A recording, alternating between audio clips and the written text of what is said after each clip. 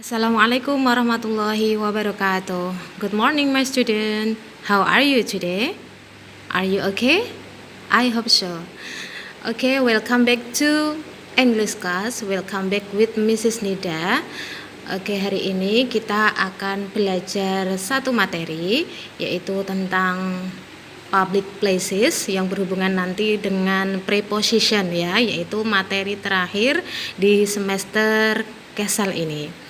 Nah, before we start our lesson today, mari kita membaca basmalah, berdoa terlebih dahulu bersama-sama ya. Bismillahirrahmanirrahim.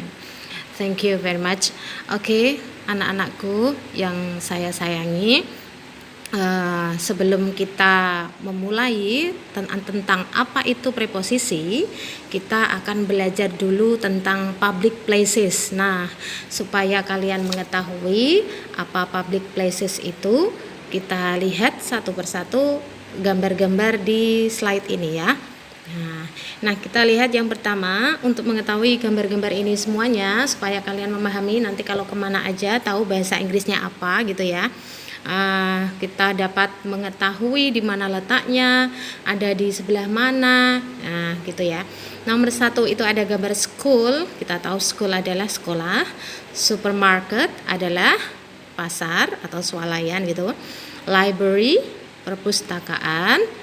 Oh ya, library lagi ini double ya, library perpustakaan. Terus yang paling bawah ini ada mosque ya, mosque yaitu masjid. Terus ada police station, yaitu kantor polisi. Cinema, yaitu bioskop. Dan yang terakhir adalah cafe, yaitu cafe. Nah ini ada banyak sekali Benida tuliskan public places untuk kalian bisa pelajari satu persatu. Bisa kalian lihat nanti di di LKS juga ada school, sekolah, amusement park, yaitu taman hiburan, hospital, rumah sakit, bakery, dan banyak lagi. Kalian nanti jangan lupa ditulis. Kalau ada yang nggak tahu, boleh dicatat di buku catatan bahasa Inggris ya. Nah, tidak Benida bacakan satu persatu, kalian bisa baca pelan-pelan di rumah, kalian pelajari. Nah, kita lihat gambar berikut ini. Nah, kalau kita melihat gambar di bawah ini, kita lihat ada market, yaitu pasar atau swalayan. Kemudian di sampingnya ada bank ya. Kemudian di sampingnya lagi ada post office, yaitu kantor pos. Nah, kemudian di depan pasar atau di depan market itu ada university. Jadi kita nanti akan belajar tentang preposition, yaitu di bagian preposition itu kita akan belajar tentang kata depan. Preposisi adalah kata depan. Market, di mana sih letaknya market atau pasar? Pasar itu ada di depan university. Kemudian di mana letaknya bank? Bank itu ada di antara post office sama market ya. Nah, itu sedikit bahasan tentang bahasa Indonesianya. Nah, kita belajar nanti bahasa Inggrisnya seperti apa. What is preposition? Preposisi adalah kata depan, yaitu kata yang menghubungkan antara noun dan pronoun. Kalau kita seperti ini agak bingung ya. Nah, kita lihat gambar berikut ini. Ada preposisi yang sering kita lihat, sering kita ketahui, itu ada at, in, on ya. Kalau in itu biasanya digunakan untuk tahun di sebelah kiri ya, time ya. Preposition yang digunakan untuk time, waktu, itu in digunakan untuk penggunaan kata tahun, abad, bulan, waktu, pagi, siang, sore, itu in the morning, in the afternoon, in the evening. Kemudian kalau preposisi ya digunakan untuk place, tempat, itu ada di country, state, provinsi, city itu kota, country itu negara gitu ya. Nah, kemudian Benida hari ini tidak konsentrasi ke preposisi yang berhubungan dengan waktu, karena Benida sudah mengajarkan in, on sama at dulu waktu Benida ngajari tentang jam dan waktu ya, tanggal gitu ya, yaitu materi sebelumnya. Nah, Benida hari ini konsentrasi sama preposition yang berhubungan dengan place, yaitu tempat ya. Nah, kita lihat di sini. Ini adalah ilustrasinya. Kalau in itu di dalam. Nah, kita lihat ada benda yang warnanya pink itu di dalam kardus. Itu berarti bahasa Inggrisnya in, di dalam. Nah, kalau ada benda pink itu di atas kardus, itu bahasanya on. Artinya di atas, posisinya adalah melekat ya. Kemudian below, di bawah. Dia benda pink itu ada di bawah kardus ya, melekat ya, below. Kalau above artinya di atas, tapi tidak menempel pada suatu benda, tapi kayak menggantung di atasnya gitu ya, itu above, di atas. Kalian sambil catat ya. Kalau near itu di dekat, far jauh, behind itu di belakang, in front kalau biasa kita panggilnya in front of gitu ya, di depan. Onto itu ada di dalam tapi atas, menuju ke atas, di atasnya benda gitu ya. Off itu dari atas keluar, diambil gitu ya, off. Into itu ke dalam tapi masuk ke dalam kotak. Terus kemudian auto dikeluarkan dari ya. Kemudian ada around. Kalau around itu ada di sekeliling. Kalau di among itu ada di antara. Jadi ada satu benda, kemudian di samping-sampingnya ada barang banyak gitu ya, ada benda banyak. Jadi itu adalah among.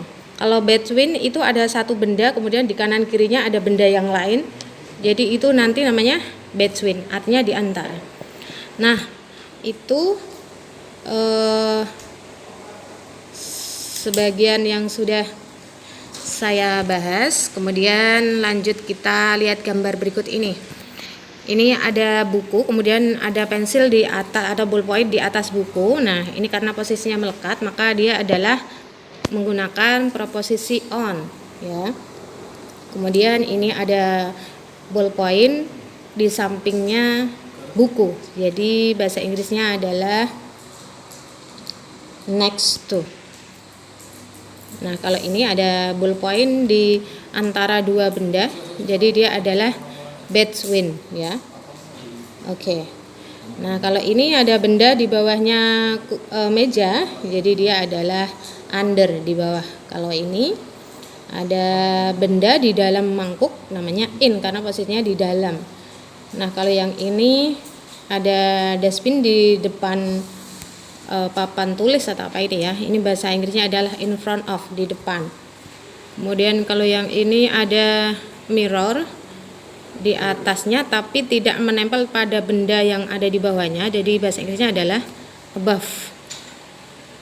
Nah, kalau yang ini ada broom atau sapu di belakang meja, bahasa Inggrisnya adalah behind. Nah, sekarang kita belajar cara yang ini ada gambar ya. Nah, di manakah ballpoint itu? Where is your pencil? Jawabannya adalah it is, karena di atas nempel, bahasa Inggrisnya adalah on the book. Yes. Where is the dustbin? Karena posisinya di depan papan tulis, maka bahasa Inggrisnya adalah it is in front of the book. Nah, ini yang perlu kalian catat. Kalau di buku ada di halaman 48, halaman 48. Ini ada in, at, on. Sudah saya tuliskan semuanya. Kalian bisa menulis di buku catatan. Ada across, ada around, ada between, among, throughout, over, under, below, behind, lengkap ya. Kalian bisa catat. Nah, sekarang kita belajar melihat picture ini. Kalau kita lihat ada bank, where is the bank? Di mana bank itu? Jawabannya adalah the bank is between, karena dia ada di tengah-tengah market sama post office. Jadi the bank is between market and post office. Kemudian kita coba lagi, where is the market? Di manakah market?